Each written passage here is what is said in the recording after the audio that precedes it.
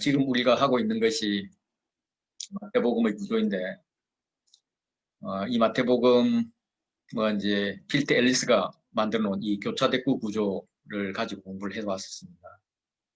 그동안에 23장까지 했고, 오늘 24장부터 28장까지. 23장이 공개적으로 회중들에게 한 가르침이라면, 25장, 24장부터는 제자들에게 한 가르침입니다. 그래서 예수님의 마지막 5번째 설교는 23장부터 하는 분도 있고, 지금 엘리사 같은 경우 23장부터 했지만 24장, 25장만을 포함시키기도 합니다. 이 24장은 이제 성전 멸망 예고하고 세상 끝의 징조 이야기하고 끝날 생명 시점을 이야기하는데, 안으로 한번 들어가 보면 예수님께서 성전에서 나와서 가셨습니다. 이거는 그 앞에 말씀하신 성전이 버려지는 것을 상징하는 거예요.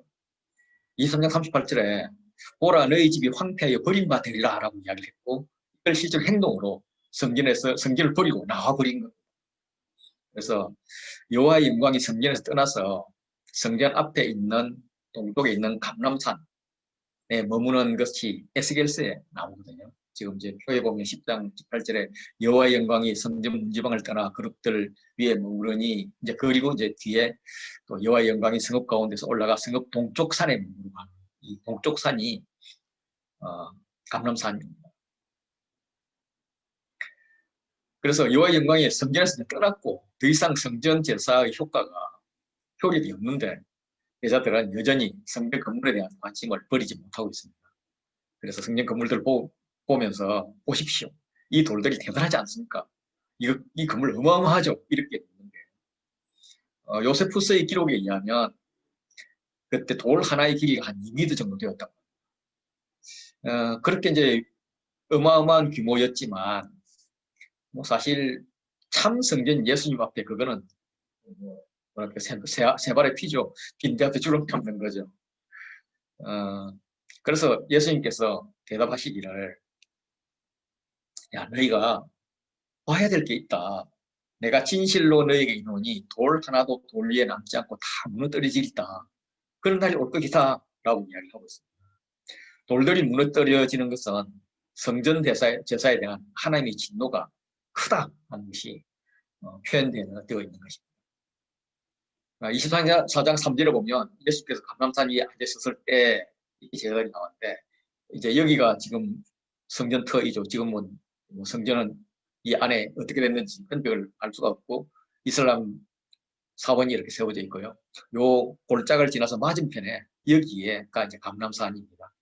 그래서 감람산에 지금 여기 이 부분에 앉아서 성전을 보고 있는 겁니다.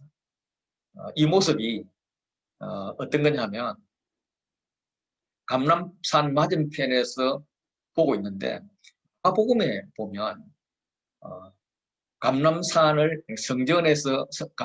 성전을 마주보고 있다라고 이야기합니다. 왜 마주보고 앉았을까? 감람산은 이제 성전이 이방인에게 점령을 당했을 경우에 성전을 공격하는 그런 공격 기지입니다. 공격의 본부입니다. 그래서 에스겔은 여호와께서 말일에 예루살렘으로부터 나와서 감람산으로 그 것들을 옮기실 것을 말씀을 하십니다. 그래서 예루살렘을 공격하는 원수인 무리들을 심판하기 위해서 맞은편인 감람산에 임하셔서 그 산을 두 쪽으로 갈라놓으시다는 게 스가랴서에 나오는 말씀이에요. 이후에 예수님은 개념이 전혀 다른 성전을 3일 만에 짓겠다고 그렇게 이야기합니다. 그래서 손으로 짓지 않은 그런 성전을 짓겠다고 말씀하시는 거죠. 그리고 뭐 이렇게 모세 율법을 폐기 혹은 개정을 해서 새로운 성전 시대를 열겠다는 그런 말씀입니다. 그리고 실제로 고린도 전서에도 우리 몸이 성전이라고 그렇게 말씀하지 않습니까? 그런 시대를 이야기를 하는 거죠. 그러면 이제 24장 3절로 가면 제자들이 조용히 묻는데, 이때 이제 물은 사람이 마가복음 보면 베드로하고 형제 안드레, 야고보, 요한이라고 이제 밝히고 있는데 어느 때에 이런 일이 있겠습니까? 하는 질문이 하나 있고 또 하나는 주의 임하심과 세상 끝에는 무슨 징조가 있겠습니까? 이걸 좀 알려주십시오 라고 이야기를 합니다. 네, 이런 일은 성전이 파괴되는 때입니다. 네. 그리고 주의 임하심과 세상 끝은 종말이대로 이해하는 것이 좋습니다. 물론 이제 마가나 누가의 비긴 구절을 보면 거기에는 둘 다를 이 부분을 이런 이제 주의 임하심 이걸 성전 멸망 때를 가리키고 있습니다. 성경 멸망 때 어떤 징조가 있는지 이걸 보고 있는 거죠. 그렇다면 이제 마태가 말하는 주의 임하심과 세상 끝은 사실상 같은 개념이다. 다시 말해서 성전 멸망과 세상 끝을 신학적으로 지금 연결시키고 있는 거예요. 여기에 대해서 예수님께서는 뭐라고 이야기하느냐면 주의하라. 네, 이렇게 대답을 하십니다. 주의해야 된다는 거죠. 네. 그래서 이런 재난 현상을 가지고 성전 멸망이나 뭐 세상 끝이 임박했다고 겁주는 것은 그냥 미혹일 뿐이고 그래서 이게 시작인데 그게 언제일지 모르기 때문에 세상 끝이 있는 것은 분명하지만 정확한 날짜는 사실 예수님도 알지 않기로 결심했다 모른다라고 말씀하세요. 그래서 점점 더 사람들은 박해할 것이고 미워할 것이고 막 그러다 보니까 이제 서로 믿는 자들 사이에도 내분이 일어나서 분란이 일어날 것이고 많은 사람이 실족할 것이고 선지자는 또 기승을 부려서 많은 사람을 미혹할 거라고 이야기를 합니다. 이렇게 불법이 판치는 있는 세상에 오면 참 안타깝게도 사람들의 사랑이 식어지게 된다는 거죠. 그래서 사랑이 식어서는 안 된다. 끝까지 견뎌야 된다. 인내는 한 자, 끝까지 견디는 자가 구원을 얻는다라고 이야기를 하죠. 그래서 천국 복음이 모든 민족에게 정언하기 위하여 온 세상에 전파되어야 한다. 그제야 끝이 나올 거다라고 말씀을 하십니다. 그러면 그 끝이 어떻게 올 것인가 하는 것이 15절부터 22절 사이에 성전 파괴의 사건이 임박했다라는 것을 지금 말씀하고 있습니다. 15절을 보시면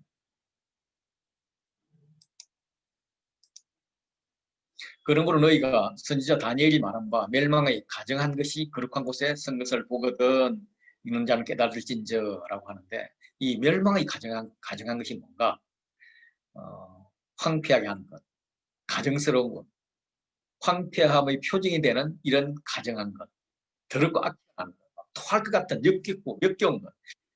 이게 이제 다니엘서에 나오는 용어입니다. 성경과 관련이 되어 있어요. 그래서 이 다니엘서 9장과 11장을 근거로 하면 멸망의 가정한 것은 성전에 대한 모독적인 행위라고 그렇게 해석이 됩니다. 그래서 그 행위가 뭐였을까 하고 학자들은 해석을 많이 했어요. 몇 가지 제안들이 있는데 그 중에서 뭐 하나는 BC 168년에 셀루코스 왕조의 안티오쿠스 뭐 유명하잖아요. 안티오쿠스가 성전에 제우스 신상을 올려놓고 돼지를 제물로 바친 그런 사건 이야기하잖아요. 그거로 인해서 마카비 혁명이 일어나게 됐는데 그것이다. 아니다. 뭐 다른 거다. 내가 어떻게 한 거다. 이렇게 하는데 가장 일리가 있는 것은 AD 70년에 이투스가 예루살렘을 함락한 후에 장군들과 함께 성전에 들어가서 성소까지 걸어 들어갔다. 그래서 이방인들의 발로 성전을 들이켰다. 그 후에는 로마 군인들이 군기를 들고 성전 뜰에 가서 동편문하고 맞은편 문에 세우고 그 앞에서 제사를 드린 것이 있는데 이것이다 라고 이야기를 하죠. 실제로 이제 누가는 21장 20절에 보면 예루살렘이 군대들에게 포위된 것을 보거든 이라고 구체적으로 이야기를 하거든요. 그래서 이게 확실히 디도의 성전을 파괴시킨 예루살렘 점령하고 성전을 파괴시킨 그 사건이다라고 이야기를 하죠. 그래서 멸망이 가정한 거룩한 곳, 이곳이 성전이고 그곳에 선 것은 로마 세력이 선 것이다. 이렇게 보는 거죠. 물론 이제 마태는 예루살렘이나 군대를 언급하지 않아서 이중적 해석을 가능하게 하는데 어쨌든 이게 단기적으로는 성전을 모독한 그런 사건이고 단기적으로는 세상 끝을 하는 것 같습니다. 그때 유대에 있는 자들은 산으로 도망가라고 그렇게 합니다. 그러면 이게 어떻게 해석되어야 될 것인가 하는 거죠. 예루살렘은 메시아 왕국의 도읍지이고 종말론의 적인 피난처입니다. 그런데 예루살렘으로 도망가죠. 예수님이 예루살렘으로 도망가라가 아니라 종말의 날에 산으로 도망가라 그래요. 다시 말해서 예루살렘이 더 이상 피난처 역할을 하지 못한다는 거죠. 실제로 로마가 이제 예루살렘을 한 4년 포위를 했다가 멸망을 시켰는데 4년 포위를 했던 중간 2년쯤에 한번 포위를 푼 적이 있었어요. 이때는 이제 로마의 베스파니아우스라는 장군하고 그 양아들이 디도, 둘 다 뒤에 이제 로마 황제가 되죠. 이렇게 로마를 포위하고 예루살렘을 포위하고 예루살렘 안에 있는 사람들이 굶어 죽도록 그래서 항복하도록 이렇게 유도를 하고 있었거든요. 그런데 이제 그때 로마에서는 어떤 일이 있었냐면 네로가 죽은 후에 그 다음 황제가 되기 위해서 막 굉장히 알력들이 많았었어요. 그래서 뭐 짧게는 한 달, 뭐 그보다 더 짧은 자도 있었고 뭐 이렇게 6개월 이렇게 황제들이 막 계속 교체가 됐어요. 안에서 그냥 황제를 서로 하기 위해서 반란이 계속 일어났던 거예요. 근데 이제 그걸 지켜보는 사람들이 아니 진짜 황제감은 지금 전쟁에 나가가지고 고생하고 있는데 베스파니아우스가 그 별로 이렇게 그야말로 등치꾼들이 모여가지고 뭐 이렇게 황제 되려고 그런다. 그래서 우리가 베스파니아우스를 황제로 세우자 이런 움직임이 있어서 베스파니아우스에게 당신이 오셔서 황제가 되어주시오 이런 전가를 받죠. 근데 베스파니아우스도 뭐 싫지는 않으니까 들어가야 되는데 들어가려 그러면 기존 세력보다 더 큰 군대로가 있어야만 들어가서 이길 수가 있잖아요.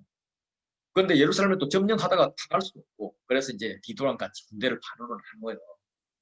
그래서 그 반으로 나누면서 디도가 이제 제외되지 않은 그 기간 동안에 잠깐 그 성전을 이제 이렇게 푸는 거예요. 그 포위를 푸는 거예요. 그런데 이때 기독교인들은 그때 군대가 이렇게 둘러싸고 있다가 그게 잠깐 풀리면은 뒤 있는 자는 산으로 도망가라 이 말을 기억해가지고 그래서 기독교인들은 펠라라는 곳으로 다 도망을 갔다 하는 설이 있어요. 물론 이게 설이기 때문에 정확한 역사 기록은 아니고 예, 그렇게 했고 예루살렘에 계속 남아있던 유대인들은 150만 정도 모였다 이런 이야기들을 하는데 100만 이상이 죽었어요. 끔찍한 사례가 일어난 거죠. 사례가 일어났는데 이들이 살아남은 자들이 뒤에 봤더니 기독교인 쟤들은 안 죽었어. 웬일이야? 네, 그렇게 해가지고 그들과 기독교인들이 이제 안에서 분리가 일어났고 그래서 회당에도 쫓겨났다. 이런 것들이 하나의 유력한 설로 이렇게 되고 있습니다. 이때가 이제 그러니까 멸망의 가져간 것이 거룩한 곳에 선 것을 보거든 이때로 보여집니다. 그러면 이때에 어떻게 해야 될 것인가 하는 것이 실제로 보시면 지붕에 있는 자는 집안에 있는 물건을 가지러 내려가지 말라. 또한 밭에 있는 자들은 겉옷을 가지러 뒤로 돌아보지 말라 하라고 이야기를 해요.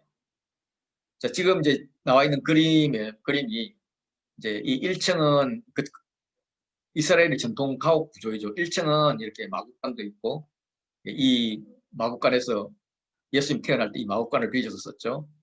그리고 여기서 뭐 창고도 있고 뭐 혀드렛 일을 하는 이런 곳이고요. 그리고 2층으로 올라가면 이제 거실도 있고 침실도 있고 그리고 이제 지붕은 이렇게 평평한 슬러브 집이어가지고 여기서 이제 곡식도 말리고 놀이터도 하고 또 저녁이 돼서 시원하면 사람들이 교제의 장소, 또 교회 그 회의하는 장소 이렇게 다양하게 사용하고 있단 말이에요. 그래서 바로 집 주변에 있는 자도 뭔가 이 종말의 징조가 보이면 바로 2층이나 1층으로 내려서 집 안으로 들어갈 그런 여유도 없이 바로 도망가라, 아주 긴급하게 도망가라, 이런 상황들을 묘사를 하고 있습니다.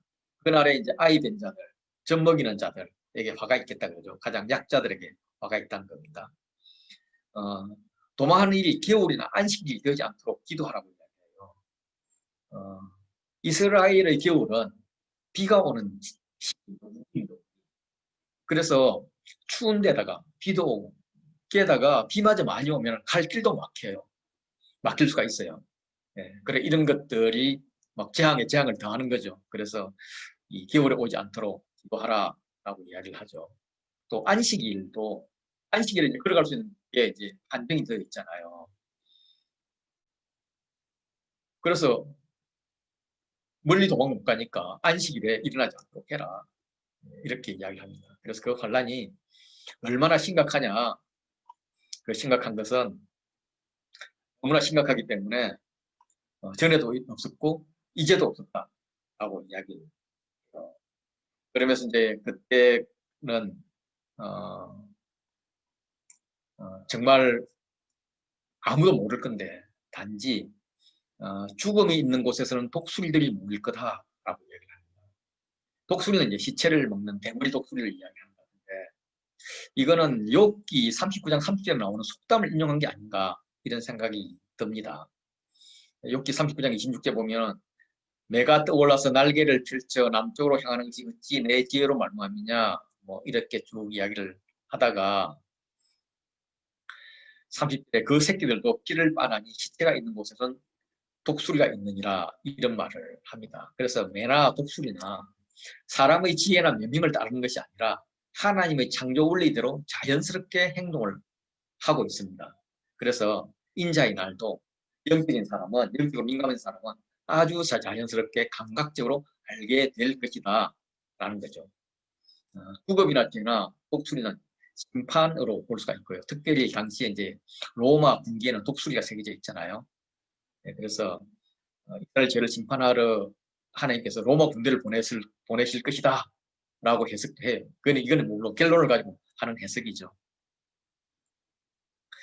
그리고 이제 29절부터 31절은 이게 성전 파괴를 이야기하는 건가 아니면 종말을 이야기하는 건가, 이게 좀 헷갈려요. 해가 어두워지며 달이 빛을 내지 않냐며 별들이 하늘에서 떨어지며 하늘의 권능들이 흔들리리라, 이렇게 그날 환란 후 이것이 성전이 파괴될 때로 읽혀질 수가 있습니다. 그런데 이어지는 말들은 해가 어두워진다, 해가 이제 제 기능을 발휘하지 못한다는 거죠. 달도 이렇게 제 기능을 발휘하지 못한다는 거예요. 별도 떨어지고 이렇게 초자연적인 현상을 이야기하고 있는데 이걸 성전 멸망으로 볼 수 있냐, 이거는 종말이다. 여기에 대해서는 계속 연구되고 토의되고 있는 상황입니다. 그런데 이제 뭐 저도 모르죠. 학자들도 모르니까. 근데 마태는 이제 이 두 개를 연관시켜 놓는 게 거의 지나갔고요. 그래서 이걸 성전 파괴로 볼 수 있는 이유를 제가 좀 말씀을 드리면, 만약에 이게 재림이라 그러면 요 이후에 34절에 이 세대가 지나가기 전에 이 일이 다 일어나리라 라고 말씀을 하시는데, 이렇게 하신 예수님의 말씀이 말이 안 되잖아요. 모순이 되잖아요. 그래서 이거는 이 세대가 지나가기 전에 일어날 일이기 때문에 성전 멸망일 수밖에 없다라고 하는 것이 아니고요.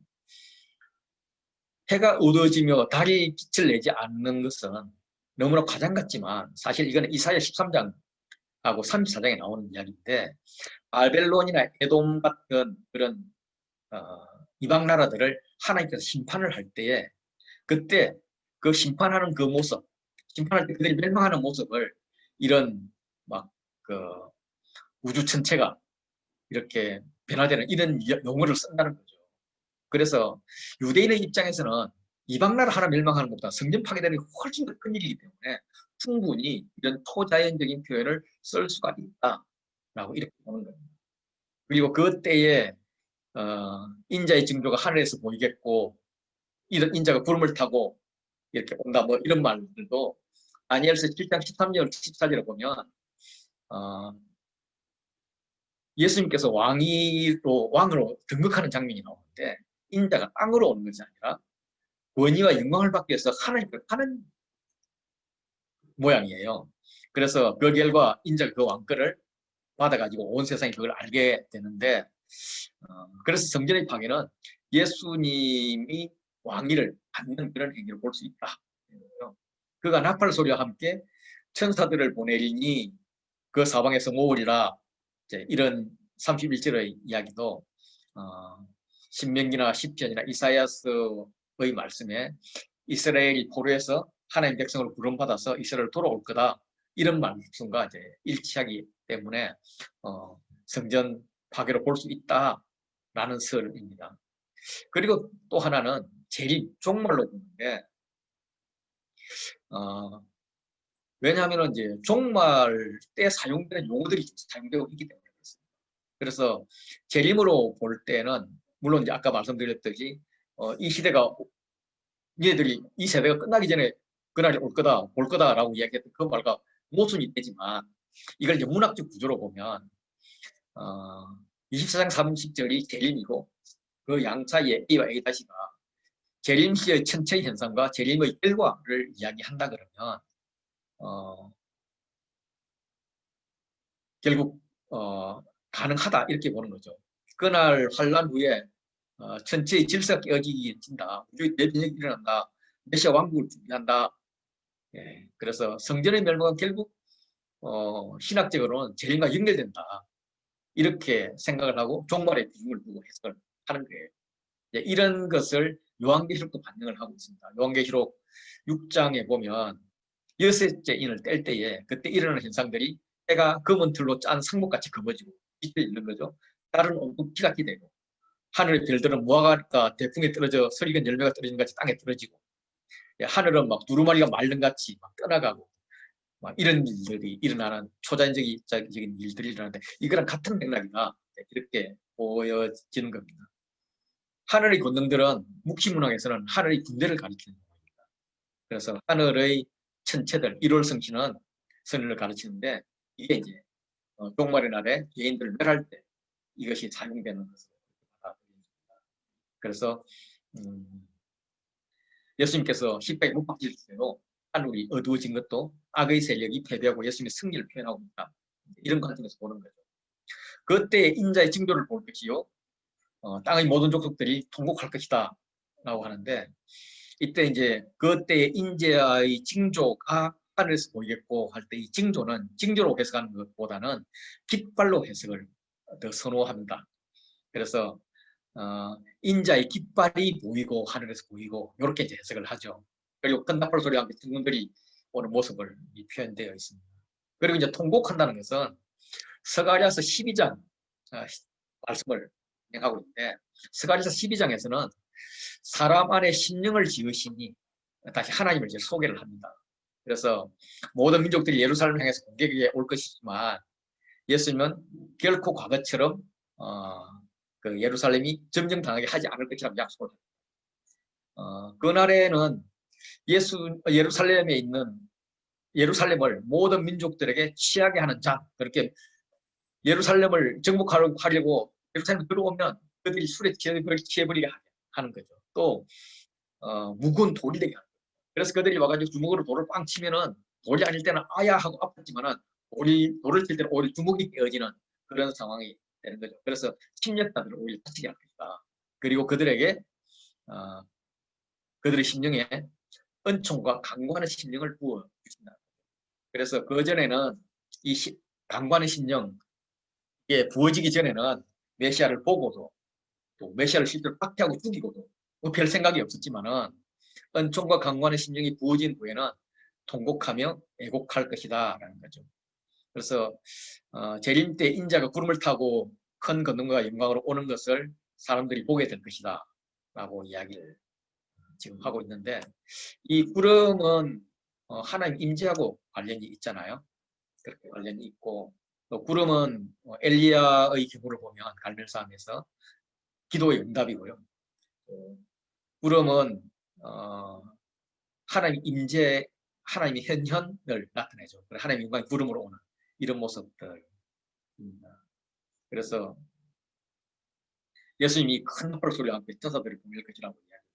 그런데 나팔 소리는 하나님이 자신의 백성을 불러 모으기 위해서 하는 종말론적인 나팔이고요. 그때 택하신 자들을 모은다는 겁니다.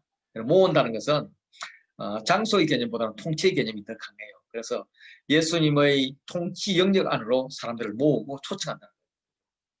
신호, 결혼잔치로 초청한다는 거예요. 그래서 예수님을 따르는 자들은 생명이 있는 영원한 나라로 모아질 것이다 라고 이야기하는 것을 이해할 수 있습니다. 이렇게 이제 종말에 대해서 이야기를 한 다음에 비유를 이야기하는데 무화과나무 비유를 비롯해서 7개의 비유가 나옵니다.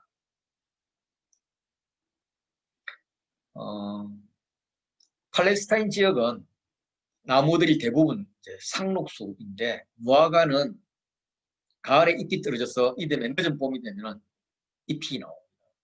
그래서 여름이 되면 잎이 무성해지는데 팔레스타인 지역 사람들이라면 누구나 이 상록수가 아닌 잎이 떨어졌다 일어나는 이 무화과 나무의 잎사귀가 나기 시작하면 곧 여름이 오겠다 이런 걸 안다는 거죠. 그래서 예수님 하신 말씀의 징조도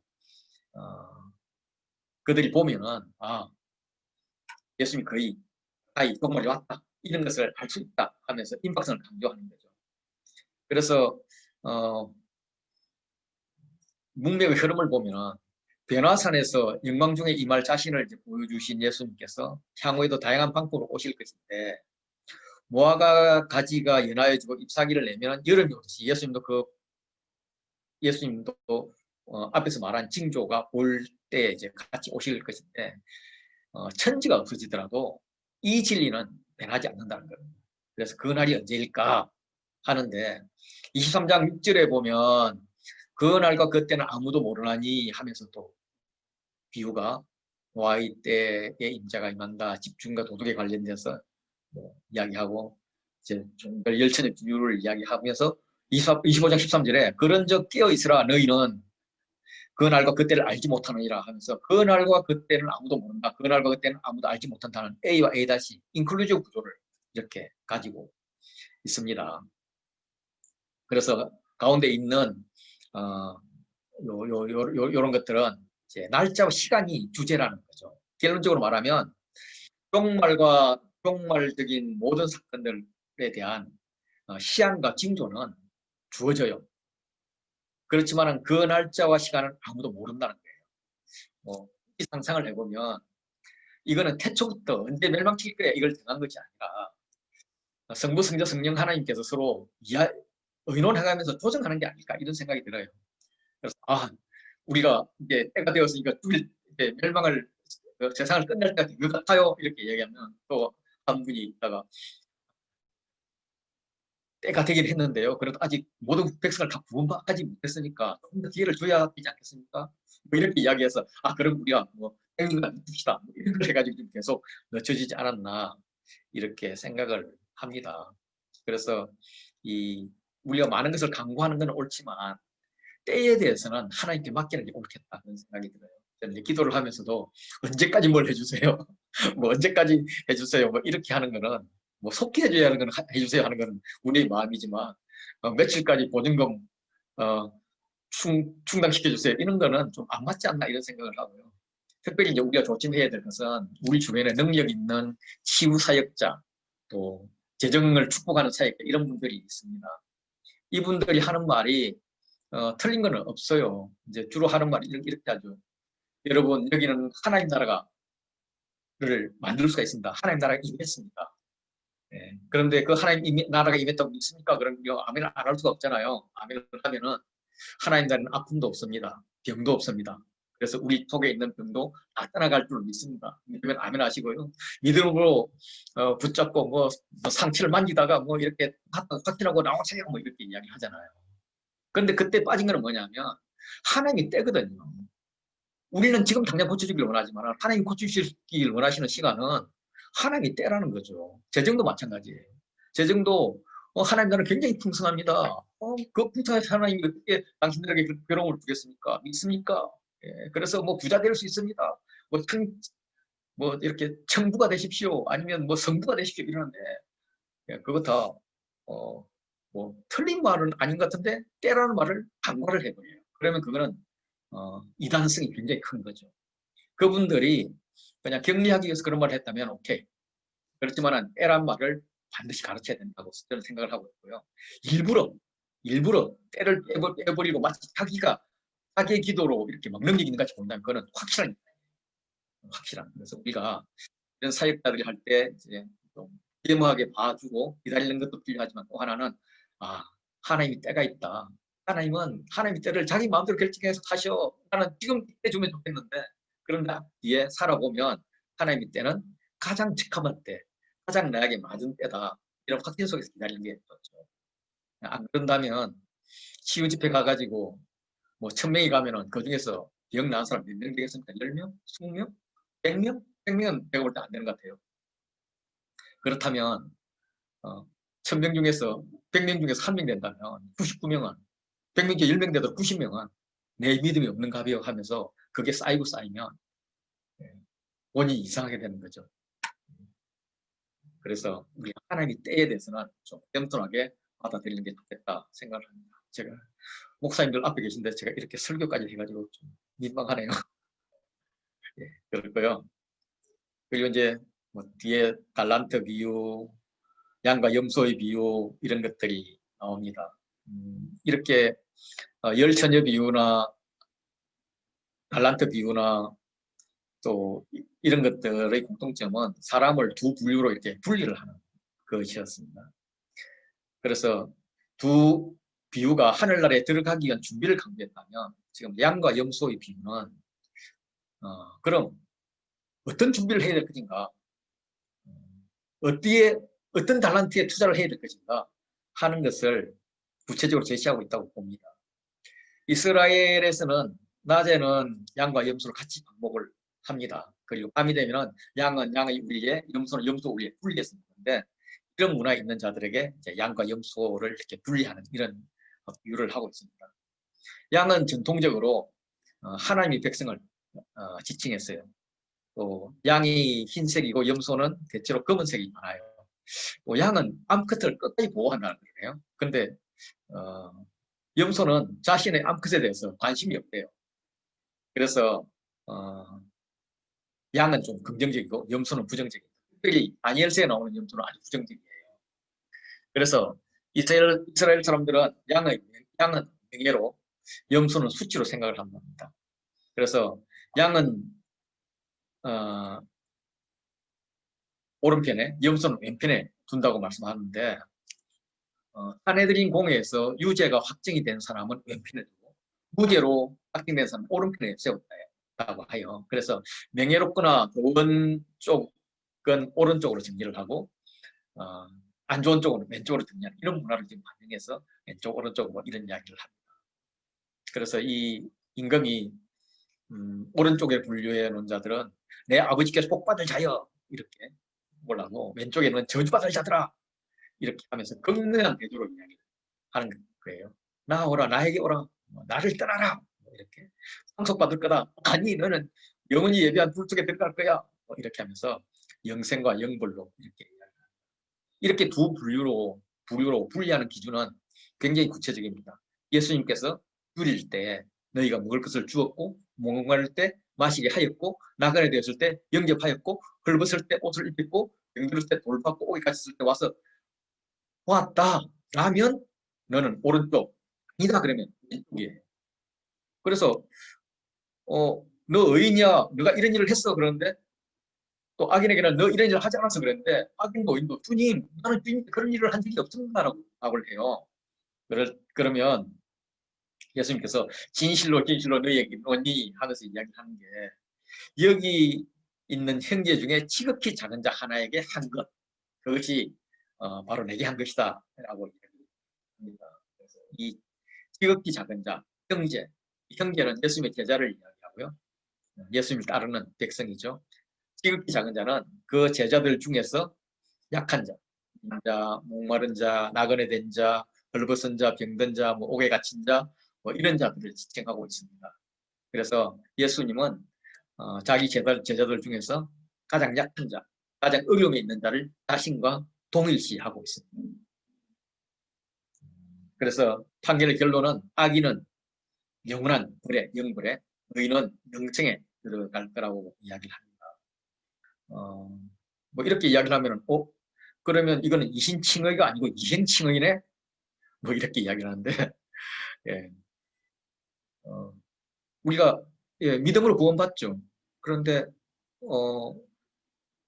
삶으로, 행동으로 구원받습니다. 막 헷갈리잖아요. 이제 이렇게 헷갈릴 때는 이제 우리는 구원에게는 세 시제가 있다. 하나는 칭의 단계의 시제이고, 두 번째는 성화 단계의 시제이고, 세 번째는 영화 단계의 시제입니다. 그래서 이걸 이해하지 못하면 막 싸우죠. 근데 제가 어떤 분에게 이야기를 내가 한 건 아니고 이제 다른 분이 막 이야기했는데 막 화를 막 내는 거예요. 어떻게 믿음으로 구원받지 행위로 구원받냐고. 그래서 이걸 가지고 설득을 하는데 설득을 못 시켰어요. 그래서 이렇게 고집 피우는 사람 설득을 못 하겠더라고요. 일단 칭의의 단계는 어렵다고 인정함을 받는 구원의 단계예요. 이것은 믿음으로 받습니다. 행위로 받지 않죠. 내가 뭔가를 잘했다, 의의를 표현했다, 뭘 하기 위해서 노력했다, 이걸 받지 못한다는 것은 자명합니다. 이 단계가 칭의인데, 칭의이고, 그리고 이제 영화는 사람이 힘으로 할 수가 없어요. 마지막으로 그거는 예수님이 다시 오셔서 우리를 손봐 주셔야 우리 몸도 이렇게 썩을 몸이 아니라 썩지 않을 부활체를 입혀주시고 해야만 구원을 받는 영화예요. 그럼 이제 칭의와 영화 단계가 있는데 그 사이가 이제 성화라 그래요. 그 성화는 나의 삶으로 이루어지죠. 구원받은 자의 합당한 삶을 살아야, 합당한 행위를 해야 된다는 거죠. 그래서 선한 일에 열심하는 이런 자, 이 행위를 이야기를 하는 거예요. 그래서 성화의 단계에 있는 그렇게 칭의 구원을 받은 예수님을 구주로 영접하고 구원을 받은 우리는 일단 성화의 단계로 갔는데 이때는 우리가 하는 일이 정말 하나님이 원하시는 일이냐 선한 일이냐 여기에 따라서 내가 하나님 백성이 아니냐가 분류가 된다는 건 지극히 다르다는 거죠. 그런데 이제 중요한 거는 믿음으로 구원받을 때 그 믿음이 누구 믿음이냐 누구 믿음이냐 앞도 한번 말씀드렸지만은 하박국 이야기부터 이렇게 로마서 이야기까지 쭉 하다 하면 결국 내 믿음은 별로 없어요. 100으로 본다면 99.9999999가 성부 성령 하나님의 믿음이에요. 하나님이 신실하신 끝까지 돌보신 끝까지 놓치지 않는 기대 그리고 믿을 수밖에 없게끔 해주는 그런 믿음 그게 하나님의 역할이고요. 내가 가진 거는 정말 0.0000001도 안 되는 그 믿음이죠. 그런데 그 믿음만 보이면 하나님께서 야, 너 대단해. 내 믿음이 너를 구원하였어. 이렇게 말씀해 주시는 그게 칭의 믿음이죠. 그럼 성화 단계에서는 그럼 내가 뭐 선한 일을 할 수 있겠냐? 선한 일이 나오겠냐? 네, 당연하죠. 결국 이 성화 단계도 주님이 내 안에 들어와서 일하시지 않으면 내가 할 수 없는 거죠. 이렇게 이해를 하시면 될 것 같습니다. 6월절 만찬 이야기를 합니다. 26장에 이제 예수께서 이 말씀을 마치시고 라고 이야기를 하면서 복음서에서 이제 가르치는 뭐 다섯 번째 단락이 끝났다. 다른 거는 보면은 마치시고 마치시고 이렇게 나오는데 16장 1절은 이 말씀을 다 마치시고 이렇게 끝이 나죠. 그 이후에는 십자가의 죽음과 부활이 사복음서가 동일한 문맥을 유지해요. 그 동일한 문맥이라는 건 뭐냐면 이렇게 따져보면 예수님이 죽을 수 없는데 십자가에 못 박힐 수 없는 상황인데 예수님은 십자가에 못 박히러 가세요. 그래서 결국 십자가에 못 박힘을 당하세요. 성취를 하시는 거죠. 이 과정을 쭉 이야기를 하고 있습니다. 세상은 예수님의 죽음을 포기를 하더라도 예수님은 절대로 포기하지 않습니다. 26장 2절 보면 너희가 아는 바와 같이 이틀이 지나면 6월절이라 인자가 십자가에 못 박히기 위하여 팔리리라 하시면서 이 6월절의 그 영적 의미가 이스라엘이 하나님의 언약 백성으로 세워지는 날이고 이 날에 예수님의 순환과 죽음을 선택을 하는 겁니다. 다시 말해서 새로운 하나님의 언약 백성이 세워지는 날로 6월절을 선택을 한 거예요. 그래서 6월절에 못 박히기로 결심을 하고 예수님께서 뚜벅뚜벅 나가시는 거예요. 나가는데 지금 기득권들, 예수님을 죽이려고 했던 자들은 어떻게 했느냐. 자기들끼리 의논을 해요. 의논을 하는데 야, 6월절에 이렇게 사람이 많이 모여가지고 이때 잘못하면 밀란이 일어날 것 같다. 그러니까 명절을 하지 말고 명절 지나고 나서 또 사람들 없어지면 조용히 그때 죽이자. 그렇게 결의를 해요. 그래서 이 결의에 의하면 예수님은 이번 6월절에 십자가에 죽을 가능성이 없어요. 없는데 예수님은 걔들이 그렇든 말든 죽으러 가세요. 그래서 한 여자가 베다니의 마리아라고 그렇게 이야기하죠. 베다니에서 한 여자가 매우 귀한 향료 옥합을 가지고 나와서 식사하는 예수님의 머리에 붓습니다. 향유를 붓는 것은 왕의 등극을 의미해요.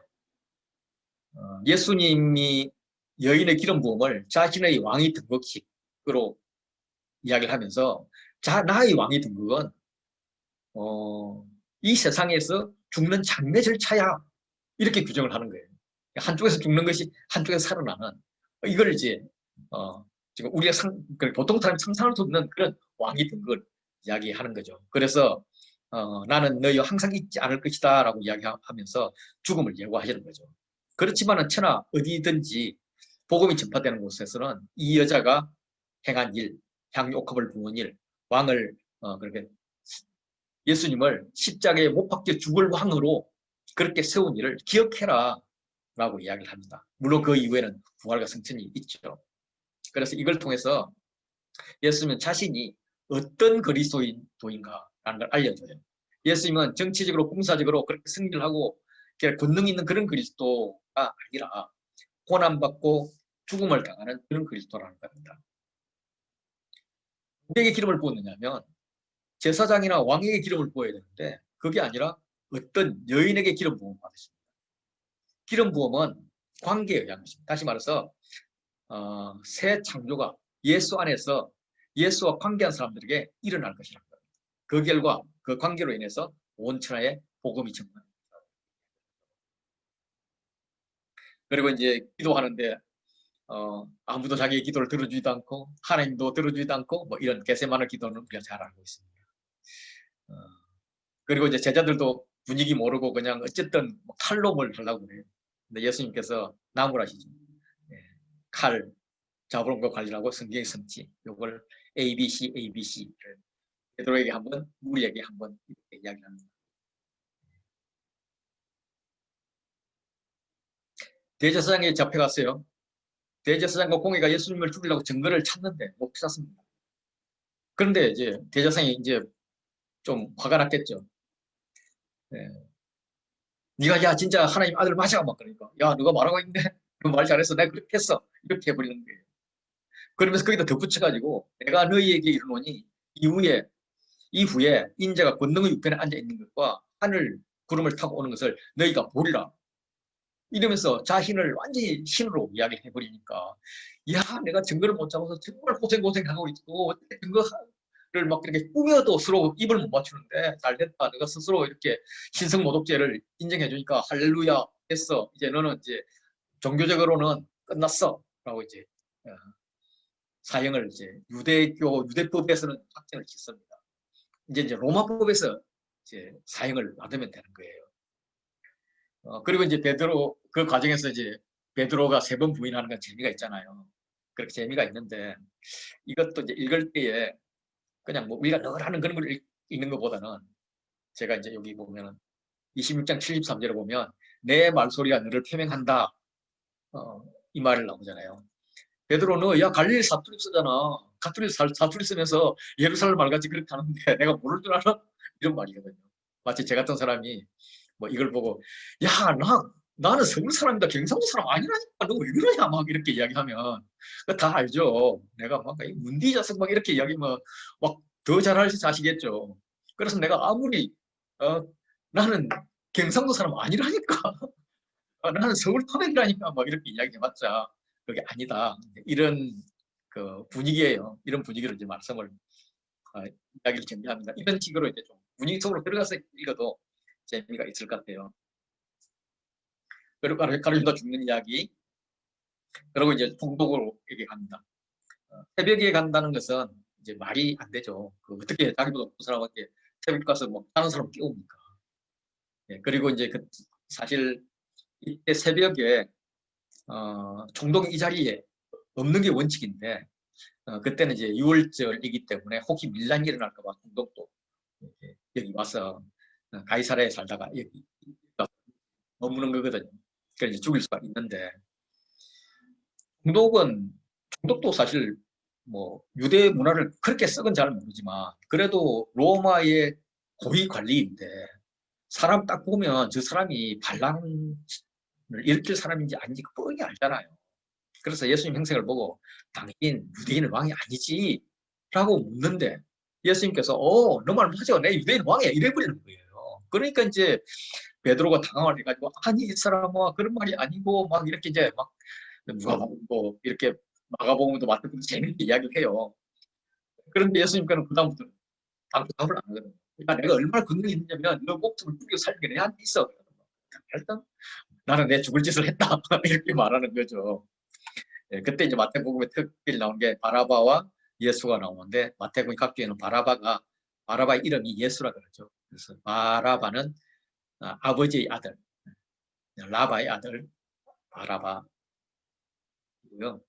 그 이름이 예수죠. 그렇게 아버지의 아들 예수하고 하나님 아버지의 아들 예수하고 이 두 쪽에서 어느 쪽을 죽일까? 예, 그랬을 때 사람들은 이제 예수 그리스도를 죽이라고 이야기하죠. 그들은 그렇게 얘기했지만 실질적으로는 하나님 나라의 의전회의에서 이야기하지 않았을까요? 어떻게 할까요, 예수님? 그러면 당연히 내가 아버지 아들을 아버지께 보내드려야죠. 그리고 나는 죽으면 됩니다. 뭐 이렇게 미안해서 하죠. 뭐 이렇게 대화가 오가지 않았을까 싶습니다. 그렇게 해서 이제 이렇게 돌아가시는 이런 장면이고요.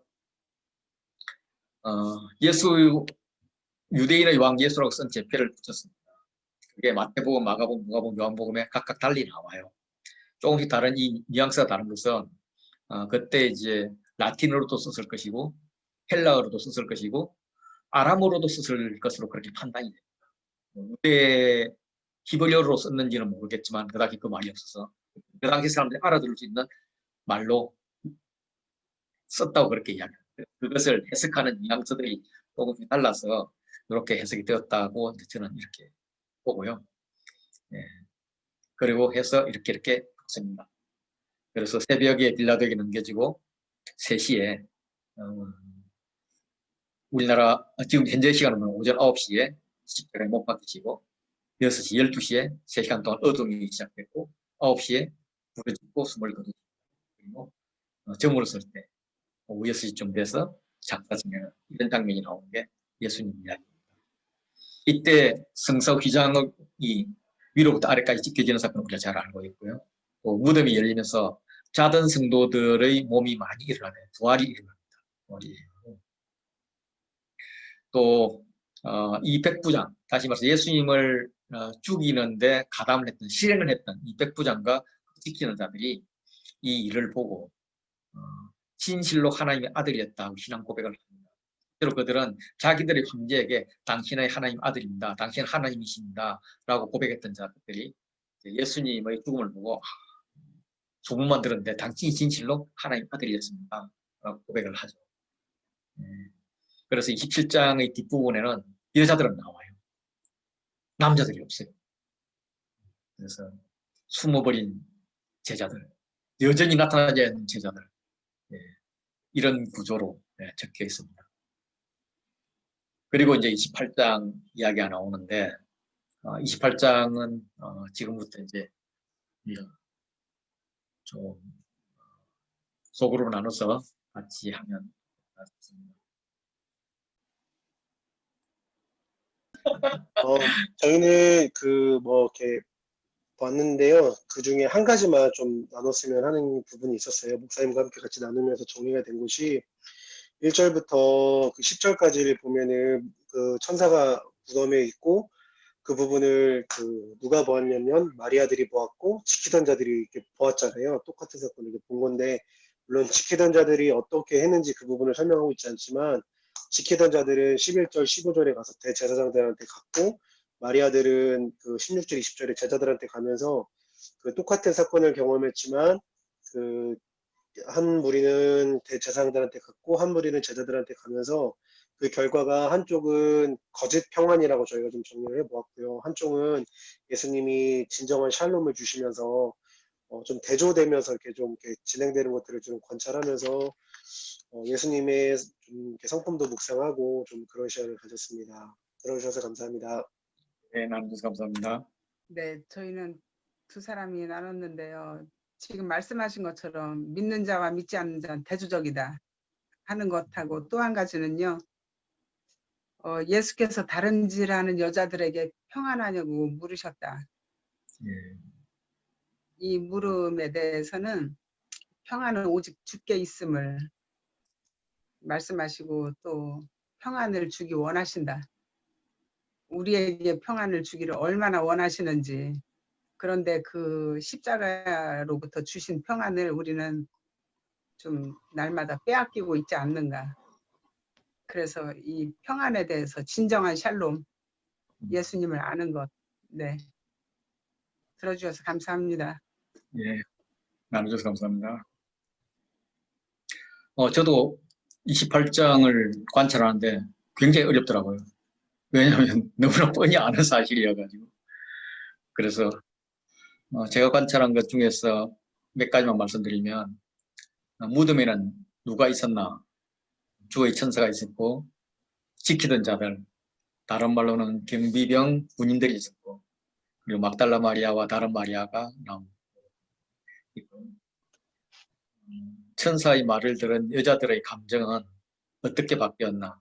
무서움에서 뒤에는 무서움과 큰 기쁨 그리고 급함, 빨리 남진하는 그렇게 바뀌었다. 큰 기쁨이 들어간 게 그 큰 기쁨을 빨리 전하고 싶은 마음이 들어간 게 중요하다 이렇게 생각을 했었습니다. 그리고 군인들에게 그 대제사장들이 시킨 말의 모순이 뭐냐면 제자들이 도둑질에 갔는데 언제 갔느냐면 군인들이 잘 때 해갔다는 거예요. 또 군인들이 자면서 제자들이 도둑질한 줄 어떻게 알았지? 이게 의문 1번이었고 2번째는 군인들이 그 제자들도 잡지 못했나? 로마의 정규 군인들일 텐데 이런 생각을 했습니다. 정말을 만들어도 제대로 만들지 왜 그랬을까? 11제자가 제자를 11제자가 예수를 만나기 위해서 간 곳은 갈릴리이고 예수께서 지시하신 산이더라고요. 지시하신 산. 그래서 예수님께서 산에서 말씀을 하시는데 그래서 산에서 말씀하시는 것은 산은 이제 하나님의 말씀을 듣는 곳이니까 하나님의 말씀이다. 이렇게 치환이 될 수 있었고 그때 이제 우리가 알고 있는 지상대명령 말씀을 해주셨죠. 19절에 그러므로 너희는 가서 있는데 이 그러므로의 의미가 무엇인가? 그래서 그러므로는 18절 말씀일 거다. 하나님께서 하늘과 땅의 모든 권세를 예수 나에게 주셨으니 이 말이라면 지금 예수님께서 제자들에게 하는 명령은 권세자의 명령이다. 그래서 나도 예수님도 하늘과 땅의 모든 권세를 너희 제자들에게 주겠다. 이런 말씀으로 받아들여졌습니다. 그래서 제자가 해야 될 일은 가서 모든 민족들을 제자로 삼아 아버지와 아들의 걸과 성령의 이름으로 세례를 베풀고 내가 너에게 분부한 모든 일을 가르쳐 지키게 하라. 동사들을 한번 생각해 봤고, 이거는 결국 준비가 필요한 거다. 그래서 가스가 있다면 어디로 가야지? 거기 가야 할 곳에 대한 마음이 있어야 되고 정보가 있어야 되겠다. 제자로 삼는다. 그럼 제자로 삼을 수 있는 언어 훈련, 제자 훈련 능력이 있어야 되겠다. 그래서 세례를 베푸는 게 기초 교육 훈련이라면 가르쳐 지키게 하는 게 삶의 훈련이다. 뭐 이런 생각들을 했었습니다. 이렇게 해서 마태복음은 마치도록 하고요.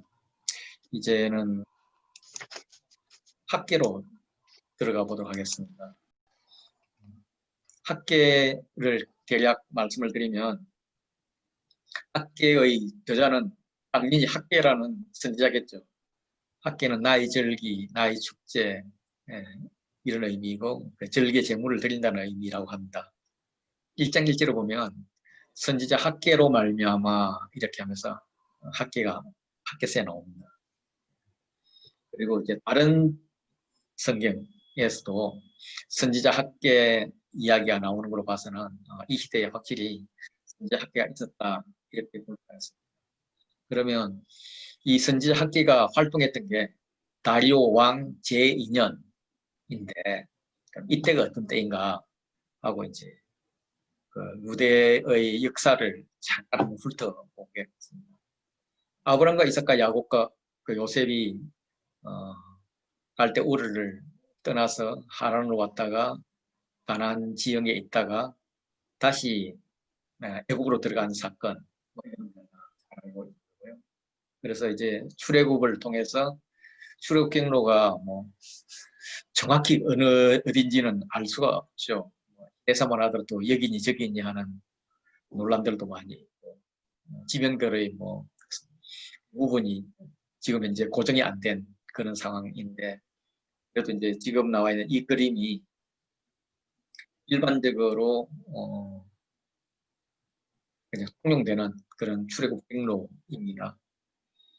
그리고 이제 여호수아로 들어가면 여호수아가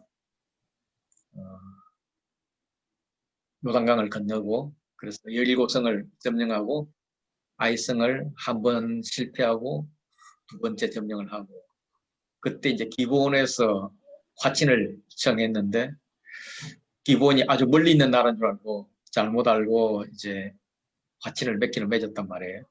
그런데 이제 이 동네 입장에서는 기브온이 배신을 해서 다 기브온을 치려고 그러죠. 그 소식을 듣고 여호수아가 가서 적들을 무찌르고 시작한 김에 이 남부 지역을 먼저 무찌르고 그리고 북부 지역으로 가서 이렇게 점령을 하는 이게 여호수아 이야기입니다. 그래서 여호수아가 결과로 이제 이렇게 땅을 나누는 장면 그리고 사사기를 거쳐서 사울 때 가면 땅이 많이 쭈그러들죠. 그리고 그게 이제 다윗이 다시 확장을 하고 솔로몬 때까지는 솔로몬은 하맛 지역까지도 통치하는 이런 상황이 됩니다. 그런데 그게 이제 남북으로 분리가 되죠. 남북으로 분리되는 것은 이제 이사야서의 배경이 되는데 이게 이제 북은 베가 왕이었고 남쪽은 아하스 왕 시대입니다. 이사야서의 배경을 보면 큰 산문이 두 개 나오는데 하나는 아하스 때 이야기고 하나는 히스기야 때 이야기입니다. 이 당시 상황은 이스라엘 입장에서 볼 때는 남유다와 북이스라엘이 상당히 흥황을 누렸어요. 왜냐하면 그때 제국 역할을 했던 아수르가 내부 분란으로 인해서 좀 힘들었거든요. 그래서 흥황을 누리고 있었는데 아수르가 이제 내부 혼란을 제압을 하고 이제 침략을 하기 시작하는 거예요. 그러다 보니까 아수르하고 바로 붙어 있던 요 아람이 제일 괴로웠어요. 그래서 아람이 북이스라엘에게 야 아수르가 더 크기 전에 우리가 이걸 치자라고 이제 반아수르 동맹을 맺었고 그 반아수르 동맹을 맺으니까 이스라엘이 야 유다 너도 같이 가자 그렇게 이야기를 했죠. 그런데 유다의 아하스가 싫어 이렇게 이야기를 해서 이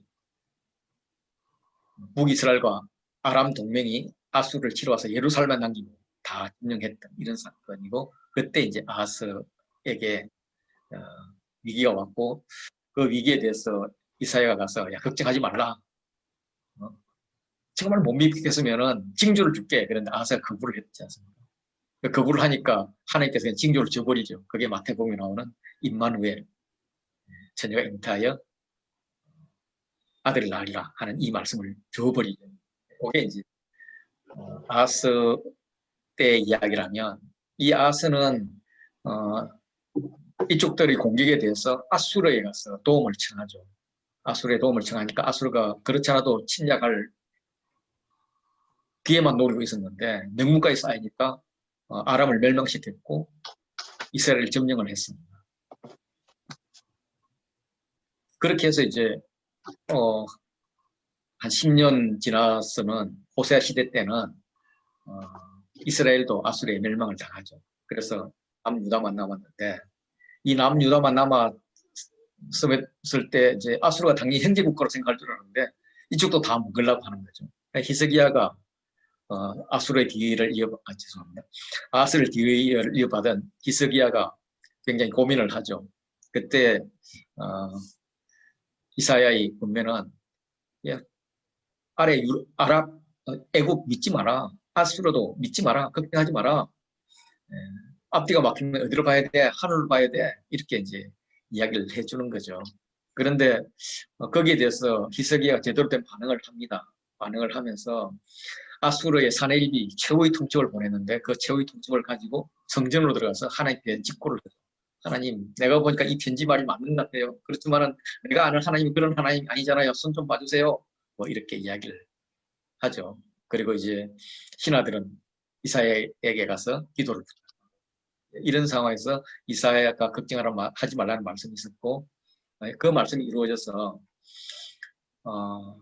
여호와의 사자가 나가서 아수르 진중에 18만 5천 명을 쳤으므로 일찍이 일어나 본적 시체뿐이다. 하루아침에 아수르군 18만 5천 명이 죽었습니다. 전염병으로 죽었다는 설들이 있죠. 그래서 아수르는 본국으로 돌아갈 수밖에 없었고, 돌아가서 니느웨에 거주하다가 시간이 좀 지났을 때 자신의 아들 중에 한 사람에게 반란으로 인해서 죽습니다. 그래서 이제 그 아들은 도망가고 다른 아들 에살 합돈이 왕이 되는 이런 상황이 되는 게 이제 사내립 이야기이고요. 그리고 이제 아수르가 거의 약해져 갈 때 바벨론이 일어나고, 바벨론이 커지니까 바벨론을 견제하기 위해서 애굽이 아수르를, 그게 이제 갈그미스 전투인데, 갈그미스 전투를 하러 가는 과정에 이스라엘을 거쳐야 되는데 이 머깃도, 하르 머깃도, 머깃도의 언덕, 그 요한계시록 말로는 아마겟돈, 그 아마겟돈에서 요시아가 바로의 너구를 막다가 전사하죠. 그래서 이스라엘로서는 굉장한 그 애통의 시간이 있고요. 그게 뭐 예레미야도 애가를 불렀다고 할 정도. 그런데 이제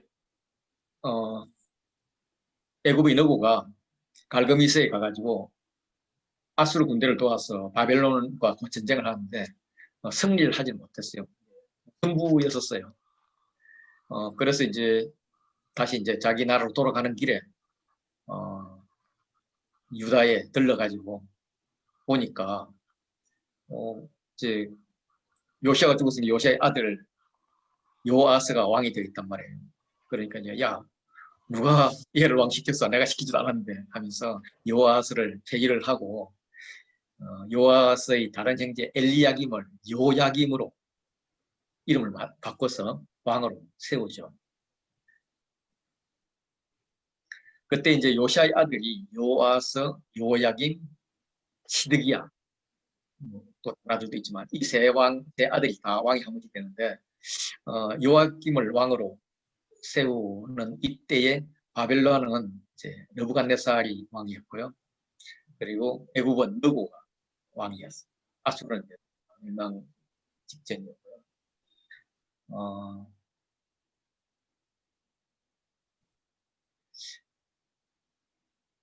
다시 2차 갈그미스 전투가 일어났고 갈그미스에서 느부갓네살이 이집트를 격퇴를 했습니다. 그리고 하마스에서 느부갓네살이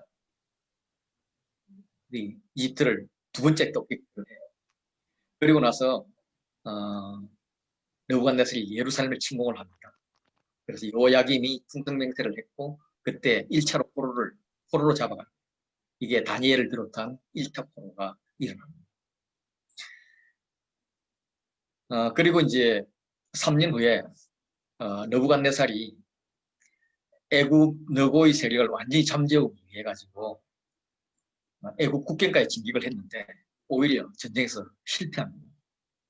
그랬더니 이걸 판단을 잘못하고 요야김이 예레미야 같은 선지자들이 이제 그러면 안 된다. 바벨론의 속국이 되어야 된다. 뭐 이렇게 이야기를 하는데 친애국파의 의견을 따라서 반란을 일으킵니다. 그러니까 이제 느부갓네살이 화딱지가 나가지고 일단 그 유다 근방에 있는 갈대아 부대하고 그 이하에 있는 아람, 모압, 암몬 군대들을 급파해서 유다를 포위를 합니다. 그리고 BC 598년에 느부갓네살이 바벨론을 떠나서 예루살렘을 공격하기 시작합니다. 이때 이제 요야김은 죽었고요. 죽었는데 누가 죽였지 않았나라고 생각을 합니다. 되지 않나 이렇게 생각하고 거의 18살 된 아들이 요야긴이 왕이 되어 있습니다. 왕이 된 지 3개월이었습니다. 3개월이었는데 느부갓네살이 오자마자 요야긴하고 그 어머니가 나와서 즉각 항복을 하고 느부갓네살은 요야긴을 비롯해서 왕족, 지도자급 한 1만 명 정도 기술자들, 그래서 소위 말해서 힘있고 좀 능력 있는 자들은 전부 다 데리고 가버립니다. 이때 연자, 에스겔도 포함되어서 갔습니다. 이게 2차 포로입니다. 이때 그 왕들을 보면 재미있게 요시야 이후에 왕이 3개월 11년, 3개월 11년 이렇게 다스립니다. 그래서 3개월 다스린 왕이 여호아스이고 이거는 이제 이 왕은 느고에게 폐위가 됐죠. 그리고 이제 여호야김을 애굽 느고가 세웠는데 세우기는 애굽 왕이 세웠지만은 뒤에 이제 그 느부갓네살 충성 맹세를 하죠. 맹세를 했다가 다시 배반을 해가지고 침공을 받죠. 그래서 아마 암살당하지 않았나 이렇게 생각을 하고 그 아들 요야긴이 왕이 됩니다. 그래서 이때 이제 항복을 했으니까 요야긴을 포로로 잡아가고 그 대신 요시아의 그 아들이고 요야긴에게는 삼촌, 요야김의 형제인 마따니아를 히드기야로 이름을 바꿔서 왕으로 뒀습니다. 그런데 히드기야는 바벨론에서 왕으로 세웠음에도 불구하고 이 신하들의 비중이 이제 친애국파와 친바벨론파가 있다면 친애국파가 더 득세를 해가지고 반바벨론 정책, 친애국 정책을 쓸 수밖에 없게 됩니다. 그래서 느부갓네살이 화가 나서 예루살렘을 공격해서 포위하고 2년 만에 이제 성을 함락을 시키죠. 그래서 성경이 무너지니까 히드기야가 도망을 가다가 잡혀가지고 느부갓네살이 있는 림나로 끌려가가지고 히드기야가 눈이 떠져 있는 상태에서 앞에서 아들들을 다 이렇게 대행을 하죠. 그리고 아들들이 죽는 장면을 목격을 하고 자기는 이제 그때 두 눈이 뽑혀져서 쇠사슬을 묶인 채 바벨론으로 그렇게 잡혀가게 됩니다. 그리고 그 이후에 죽게 됩니다. 예루살렘은 이제 완전히 파괴되고 이때 모두 림나로 끌려가는 유다에는 비천한 사람들만 많고 나머지는 다 바벨론으로 포로로 끌려가는 이런 상황이 일어나죠. 네, 그래서 유다는 바벨론의 한계주가 되고 바벨론이 지명한 총독에 의해서 다스리는 상황이 됩니다. 바벨론 제국은 이제 나보폴리살, 느부갓네살 때 아주 힘을 발휘합니다. 그래서 여기 보면 여기에 메대 공화국이 있고 그 아래 바벨론이 이렇게 주문을 잡는 장악을 하고 이쪽이 이제 애굽이 이렇게 있습니다. 그런데 이제 느부갓네살 이후에 에올모로닥이나 네리글리살이나 뭐 이런 자들이 굉장히 약해져요. 이 중에서 에올모로닥 같은 경우는 여호야긴 왕을 석방합니다. 석방해가지고 자기 상에서 먹게 하고 그렇게 했다는 말은 유대 왕족에서는 이제 유대에서는 뭔가 일어날 것 같은 희망을 보여주는 거죠.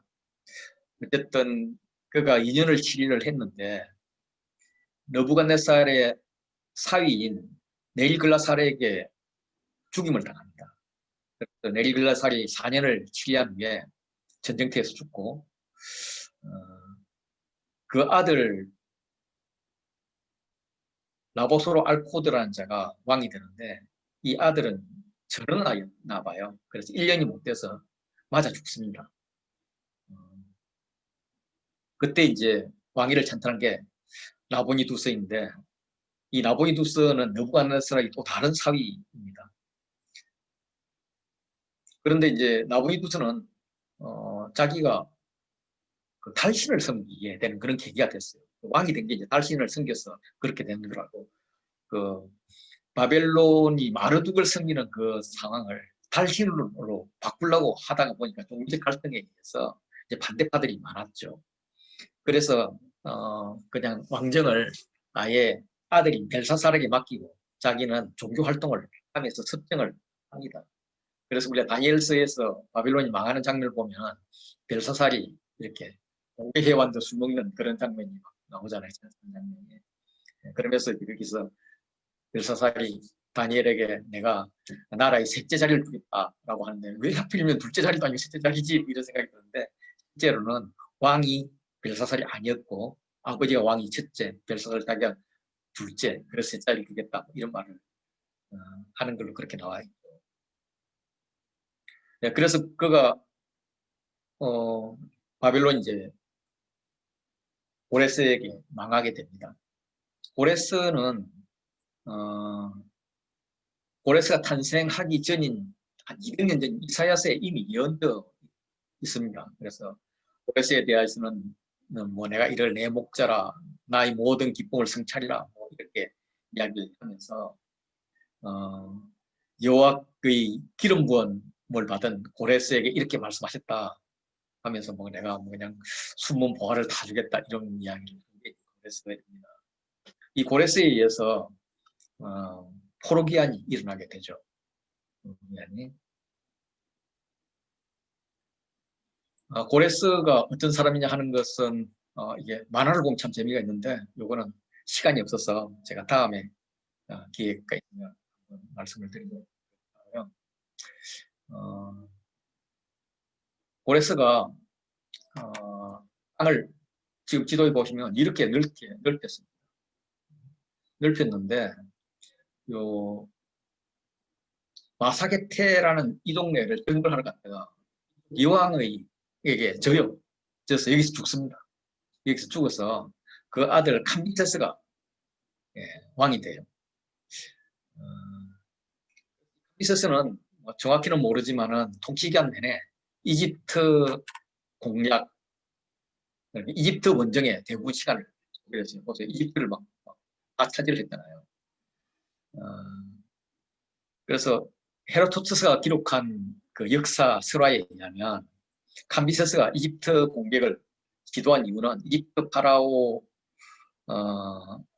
아모세 2세에게 딸을 이렇게 아내로 달라고 요구를 했는데 아모세 2세는 그 딸을 주지 않고 자신이 되겠던 이전 파라오의 딸인 이테티스라는 자매를 자신의 딸로 속여서 캄비세스에 보냅니다. 그런데 이 자매가 죽을 각오를 하고 아모세가 속였어라고 폭로를 해가지고 분노한 캄비세스가 이 일로 이집트를 공격했고 그래서 이제 이집트를 점령했다 뭐 그렇게 이야기를 합니다.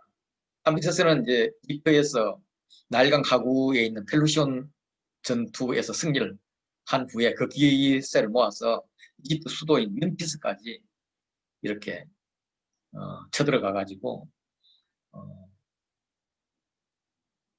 당시 파라오였던 프사메티쿠스 3세를 포로로 잡았고 또 죽은 아모세, 자기의 딸을 주지 않던 아모세를 거의 미라를 찾아서 불태워버리는 이런 상황을 만드는 굉장히 악인이었던 것 같습니다. 그런데 이집트를 출정하는 중에 본국에서 그 동생 스멜디스가 반란을 일으켰다는 소문을 듣고 돌아와서 동생을 죽이고 또 그를 동정했다 하는 왕비까지 살해를 했습니다.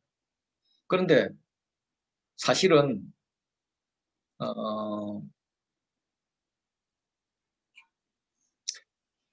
뭔가 잘못된 것이었어요.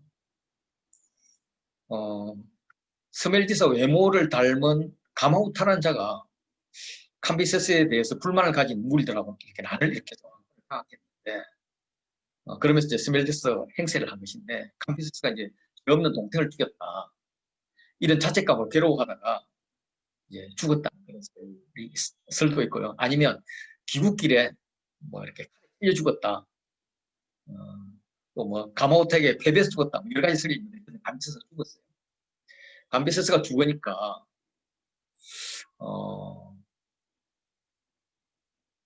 나라는 지금 캄비세스의 동생으로 속인 가마우타가 왕이 되어 있어요. 근데 이제 가마우타가 왕의 동생이 아니란 걸 다 몰랐는데 그래도 이제 왕 가까이 있던 중신들이 7명이 그걸 알았어요. 그래서 가마우타를 생포를 해서 처형을 시킵니다. 그리고 나서 이제 자기들끼리 공화정을 하자 7명이 했는데 다리오가 아니다. 고레스가 이렇게 공화정을 안 해서 나라가 약했냐. 1인 왕이어도 충분히 할 수 있다. 그래서 우리 중에 7명이 왕을 세우자. 이렇게 해서 그때도 뭐 재밌는 이야기가 있는데 그래서 왕이 됩니다. 그래서 다리오는 이제 페르시아 왕으로 되면서 반란 세력을 진압했고 행정수완도 대단했는데 문제는 뭐냐면 그의 왕권에 대한 소위 정통성이 없는 거예요. 정통성. 그래서 이제 고레에서 딸과 결혼도 하고 그리고 어쨌든 고레스가 했던 정책을 그대로 따르려고 애를 쓰는 거예요. 그런데 고레스가 뭘 했어? 봤더니 고레스가 이제 각 나라에 야 니네들 신 모시고 니네들 성전 세워 이렇게 했다는 거예요. 그런데 그때 이제 성전 이야기가 나온 거죠. 이제 그렇게 성전도 이제 원래는 이제 그 학계 서가랴 이전에도 성전을 세우려고 애를 썼다가 고레 시대에 성전을 세우려고 했다가 방해꾼들 때문에 못했잖아요. 못했고 멈췄는데 이제 다시 이제 학교 서가랴가 막 예루살렘 성전을 세우자 막 이럴 때 다리오 왕이 구원을 하는 거죠. 요 이야기가 학계 스가랴에 나오는 이야기입니다. 그래서 그때 쓰여진 이야기들을 보면 다리오 왕 2년 6월 1일 이때 성전 건축을 명령을 합니다. 요 과정 이야기도 이야기하면 재미있는데 오늘 다음 그런 역사를 배울 때 그때가 이때가 이제 역사적으로 이렇게 따지면 BC 520년 8월 29일 정도라고 이렇게 계산이 되고요. 그리고 이제 다리오 왕 2년 6월 24일 날 성전 공사가 시작이 되고 성전 규모에 실망을 했다는데 사실 성전의 크기는 솔로몬 성전이나 이때 지은 스룹바벨 성전이나 크기는 똑같거든요. 그래서 이제 그거에 대해서 뭐 실망을 했대요. 이제 뭐 안에 화려함에 실망을 한 거는 뭐 이해가 되고 규모에는 실망될 게 없는데 왜 그랬을까 이런 생각이 좀 들고요. 어쨌든 회개를 하면 복을 빌라는 메시지를 받고 이런 이제 공사를 합니다. 이런 날짜를 보면서 성전이 완성되는 것, 스가랴서에서 예언하는 것 이런 것들 이제 공부할 게 스가랴 이야기입니다. 그래서 BC 516 12월 3일 다리오 왕 제6년 아다르 3일에 성전이 일거든요.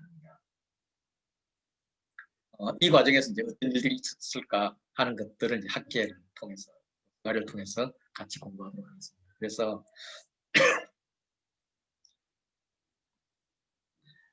학계의 구조는 이렇게 A, B, C, B에 이렇게 교차됐고 구조로 되어 있습니다. 그래서 백성이 할과 하나님 하실래요. 성전공사의 시작과 회개라는 것은 내 마음의 내적인 성전공사를 시작하는 거예요. 그 가운데 하나님께서 언약을 주시죠. 영광과 더 큰 영광을. 그런데 막상 갈라스에 보면은 성전을 건축했는 셌을 때 여호와의 영광이 뭐 솔로몬 성전 같지 아니면 성막 만들었을 때까지 내리질 않아요. 이런 것들이 이제 다음을 끌어가는 문제가 되죠. 그래서 다음 주에는 컬러 코딩 양이 적습니다. 합계가 한 5장 정도 되면 좋겠는데 2장밖에 안 되는 거예요. 그걸 5장으로 쪼개서 하셔도 좋고 그래서 1장, 2장 컬러 코딩 하고요. 관철 질문은 2장 마지막 부분 10절부터 23절까지 오시면 그거 가지고 혹시 질문 있으신가요? 감사합니다. 네, 또 뒤에 고맙습니다. 뵙겠습니다. 수고들 많으셨습니다. 너무 수고 많으셨어요. 감사합니다.